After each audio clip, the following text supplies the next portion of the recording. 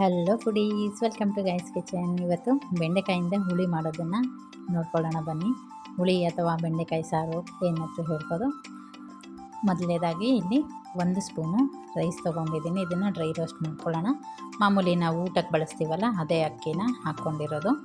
ಇದನ್ನು dry roast ಮಾಡ್ಕೊಳ್ಳೋಣ. ಸ್ವಲ್ಪ ಕೆಂಪಗೆ ಹಾಕಬೇಕು, ಅಲ್ಲಿ ತನಕ ಇದನ್ನು ಫ್ರೈ ಮಾಡ್ಕೊಳ್ಳೋಣ.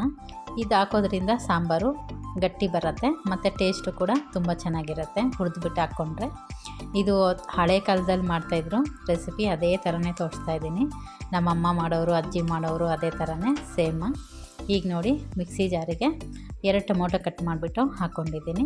ನಂತರ ಇವಾಗ ನಾವು ಫ್ರೈ ಮಾಡಿ ಇಟ್ಕೊಂಡಿದ್ವಲ್ಲ ರೈಸು, ಅದನ್ನು ಸಹ ಇದಕ್ಕೆ ಸೇರಿಸ್ಕೊತಾ ಇದ್ದೀನಿ.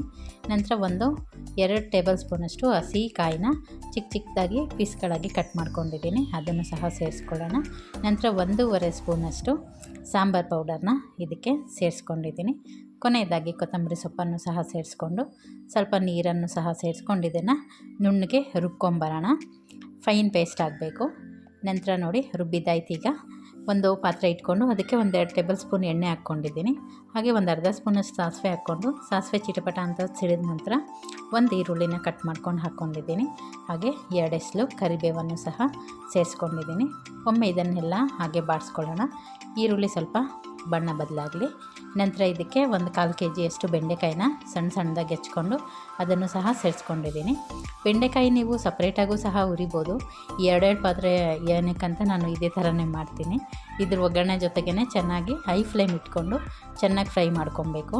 ಇದರಲ್ಲಿ ಲೋಳೆ ಅಂಶ ಇರುತ್ತೆ, ಅದು ಬಿಡೋ ತನಕ ಇದನ್ನು ಚೆನ್ನಾಗಿ ಫ್ರೈ ಮಾಡ್ಕೋಬೇಕಾಗತ್ತೆ.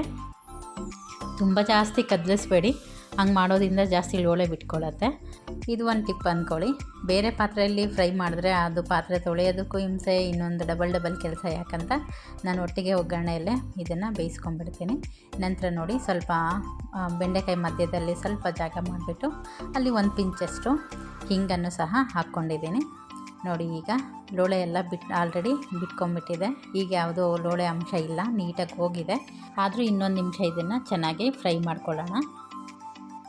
ನೋಡಿ ಈಗ ನೀಟಾಗಿ ಫ್ರೈ ಆಗಿದೆ. ಈಗ ನಾವು ಆಲ್ರೆಡಿ ರುಬ್ಬಿ ಇಟ್ಕೊಂಡಿದ್ವಲ್ಲ ಮಸಾಲ, ಅದನ್ನು ಸೇರಿಸ್ಕೊಳ್ಳೋಣ. ಮಸಾಲ ಸೇರಿಸ್ಕೊಂಡಾದ್ಮೇಲೆ 2 ನಿಮಿಷ ಇದನ್ನು ಚೆನ್ನಾಗಿ ಎಣ್ಣೆಯಲ್ಲೇ ಬಾಡಿಸ್ಕೊಳ್ಳೋಣ. ನಂತರ ಇದಕ್ಕೆ ನಾವು ಮಿಕ್ಸಿನ ತೊಳ್ಕೊಂಬಿಟ್ಟು ಅದೇ ನೀರನ್ನು ಸಹ ಇದಕ್ಕೆ ಸೇರಿಸ್ಕೊಳ್ಳೋಣ.